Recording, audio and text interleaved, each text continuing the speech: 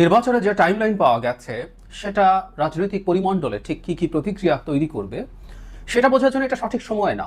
ঘটনাচক্রে ভাষণটা প্রধান উপদেষ্টা দিয়েছেন ঈদের আগের দিন, ফলে খুব স্বাভাবিকভাবেই রাজনৈতিক দলগুলো ব্যস্ত আছে, মানুষজন ব্যস্ত আছে ঈদ করা নিয়ে। এবং আমরা জানি রাজনৈতিক নেতারা তাদের নির্বাচনী এলাকায় যান এই সময়, সেখানে গিয়ে তারা তাদের জনসংযোগ করেন, কোরবানি করেন তাদের ভোটারদের সাথে। ফলে খুব বেশি আলোচনা হয়েছে তা বলা যাবে না, কিন্তু এর মধ্যে আমরা যা যা তথ্য পেয়েছি, যতটুকু তথ্য আমাদের সামনে এসেছে, ফর্মাল এবং ইনফর্মাল প্রতিক্রিয়া, সেগুলো সম্ভবত সামনে একটা ঝড় বা এক ধরনের রাজনৈতিক সংকটের আলামত হিসাবে আমাদের সামনে আসছে।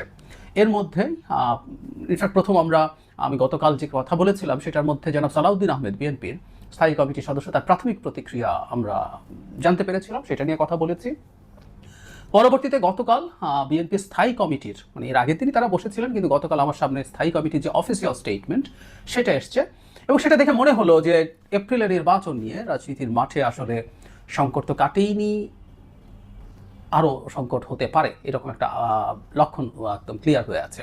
এর মধ্যে একটা কথা শুরুতে অবশ্য বলে রাখবো, সেটা হলো রাজনৈতিক দলগুলো কখনো যা যা বলেন সব কিছু যে ঠিক পুরোপুরি মিন করেন, নট নেসেসারিলি। তারা অনেক সময় যেটা করেন যে তাদের মনে যা আছে তার চাইতে একটু সফট ঢঙ্গে কথা বলেন, কখনো যা মনে আছে তার চাইতে টাফ ঢঙ্গে কথা বলেন, কারণ এর মাধ্যমে তারা হয়তো কোনো না কোনো কিছু অর্জন করার চেষ্টা করতে পারেন।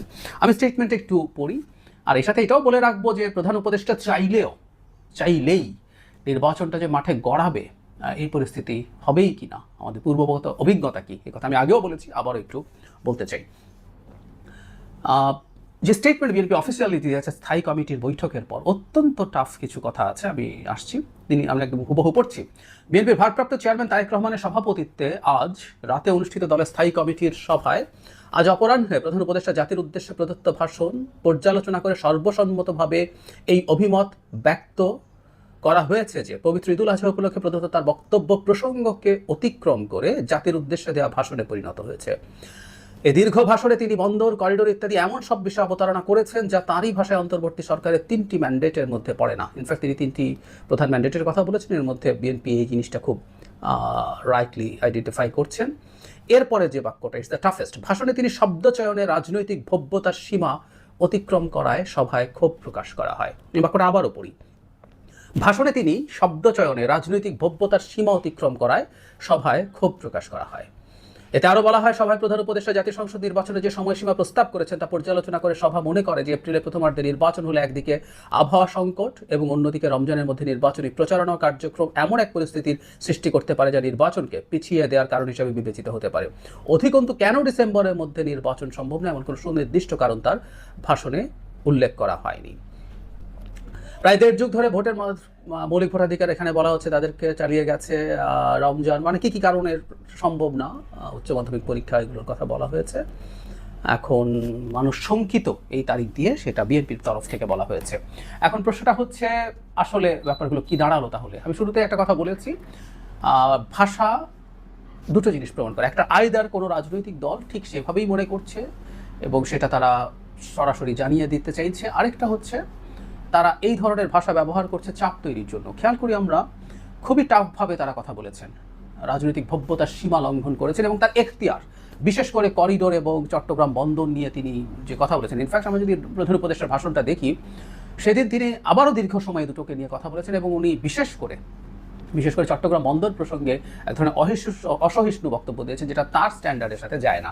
যারা তার বিরোধিতা করবে তাকে প্রতিহত করুন ধরনের শব্দ তিনি তার বক্তৃতায় ব্যবহার করেছেন। বিএনপির যে স্থায়ী কমিটির বৈঠক এবং অফিসিয়াল স্টেটমেন্ট, তাতে এটা খুব স্পষ্ট যে তারা এপ্রিলের যে নির্বাচনের যে রোডম্যাপ, সেটাকে প্রাথমিকভাবে বেশ কঠোর ভাষায় প্রত্যাখ্যান করেছে। হ্যাঁ, বিএনপি প্রত্যাখ্যান করেছে, এটা বলা যায়। অনেকে অনেক রকম প্রশ্ন আরও তুলছে, যেমন ধরুন এই প্রশ্ন উঠছে, প্রধান উপদেষ্টা যেহেতু সংস্কার সহ সবকিছু পরবর্তী সংসদকে করতে বলছেন, তার মানে কি সংস্কার অনেক কিছু করবে না? তারপর এটা সংসদ নির্বাচনের কথা বলছেন, যারা একটা গণপরিষদ এবং সংসদ একই সাথে চান 1970-এর আদলে, তারা এই প্রশ্ন তুলছেন যে এর কোনো দিক নির্দেশনা নেই, রাদা তিনি জাস্ট একটা টিপিক্যাল সংসদের আলাপ তুলছেন এবং সেই সংসদেই সব সংস্কার হবে বলে জনগণকে প্রতিজ্ঞাবদ্ধ করাতে বলছেন রাজনীতিবিদদের।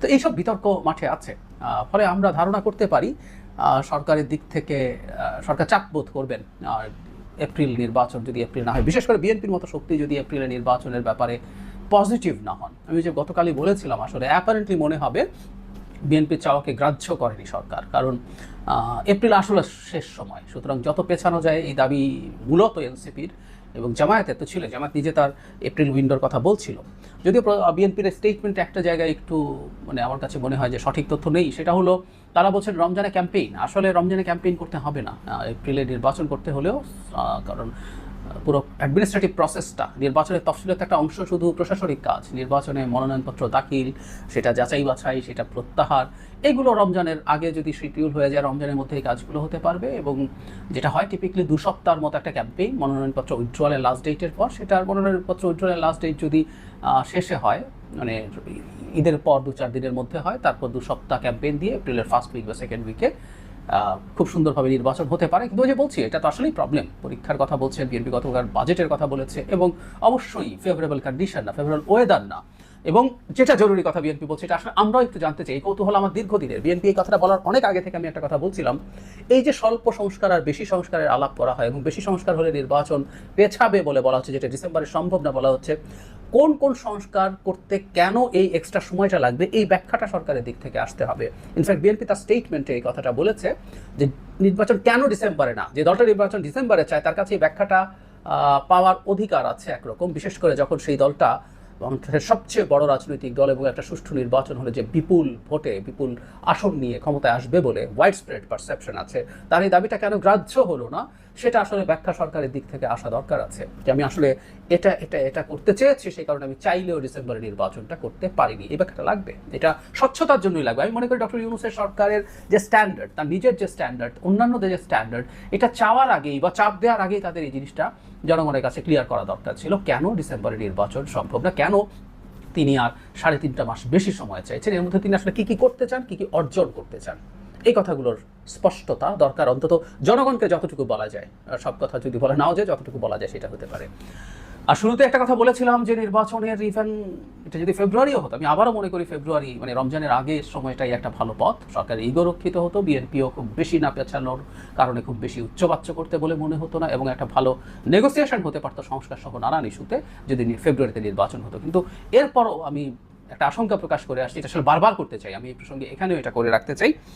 সেটা হচ্ছে নির্বাচনের শিডিউল ঘোষণা করা হলেও সেই শিডিউলটার মতো নির্বাচন হতে পারবে কিনা।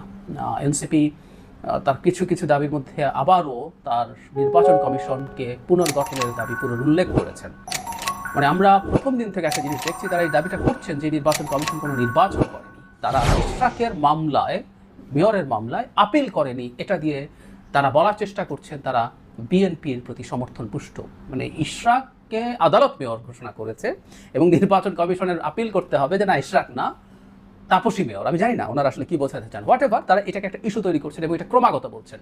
এই ক্রমাগত বলাটা ইন্ডিকেট করে যে কখনো কখনো তারা এটার বিরুদ্ধে আন্দোলনেও নামতে পারেন। এই নির্বাচন কমিশন যখনই শিডিউল ঘোষণা করবে, এই নির্বাচন কমিশনকে যদি তারা না মানেন, তারা রাস্তায় নেমে দেওয়ার একটা প্রবণতা দেখাতে পারেন। এনসিপি এককভাবে কোনো শক্তিই না, তারা রাস্তায় কিছুই করতে পারবেন না, কিন্তু তাদের সাথে যদি এর মধ্যে ওই যে সরকারের ভেতরে খেলার চেষ্টা করছেন কিছু লোকজন, খেলোয়াড়রা থেমে যাবেন আমার তা বলে মনে হয় না।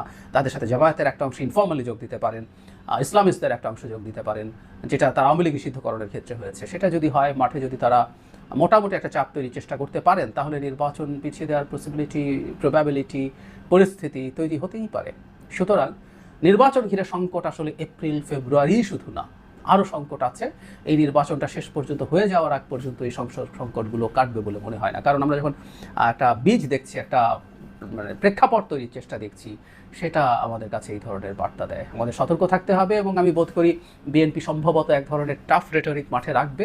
শুধু তাই না, বিএনপি সম্ভবত মাঠে তাদের প্রেজেন্সও রাখবে, যাতে পাল্টা কেউ মাঠে কোনো না কোনো ধরনের নির্বাচন ঘিরে অনিশ্চয়তা তৈরির চেষ্টা করতে না পারে। এখন একটা গ্রুপ মাঠে অনিশ্চয়তা তৈরির চেষ্টা করবে, আরেকটা গ্রুপ মাঠে ভিজিল্যান্ট হিসাবে থাকবে, যাতে অনিশ্চয়তার পরিস্থিতি যারা তৈরি করবে তারা যাতে মাঠে দখল নিতে না পারে। এরকম দুটো পাল্টাপাল্টি গ্রুপ মাঠে থাকা মানে এক ধরনের সংঘাত ইঙ্গিত করে। সো সামনের রাজনৈতিক সময়টা আমরা এক্সপেক্ট করি খুব ভালো হবে, কিন্তু সংঘাতের সম্ভাবনা আসলে উড়িয়ে দেওয়া যায় না। কারণ এনসিপির দিক থেকে আমি প্রথম থেকে একটা কথা বলছি, তারা নির্বাচন পিছিয়ে তাদের সাংগঠনিক সুবিধার জন্য, নির্বাচনের সুবিধার জন্য পেছানোর চেষ্টা এক জিনিস, কিন্তু আমার প্রায় মনে হয় যে এই অংশটা সরকারের মধ্যে, সরকারের বাইরে আমরা অনেকেই তাদেরকে চিনি, এখানে লোকজন আছে যারা নির্বাচনকে পিছিয়ে এই ক্ষমতায় এই সরকারকে ধরে রাখতে চায়, নিজেরা ক্ষমতা উপভোগ করতে চায়। এনসিপির অনেকেই, অন্তত কেউ কেউ তাদের পাতা ফাঁদে পা দিয়েছেন, তাদের হয়ে কাজ করছেন। এটা আমাদের ভবিষ্যৎ রাজনীতির জন্য, আমাদের গণতান্ত্রিক ট্রান্সফরমেশনের জন্য ডিজাস্টার তৈরি করবে এবং আমাদের জনগণ হিসেবে আমাদের প্রত্যাশা বা চাপও থাকবে এনসিপি যাতে এই ধরনের কোনো কিছুর পার্ট না হয়।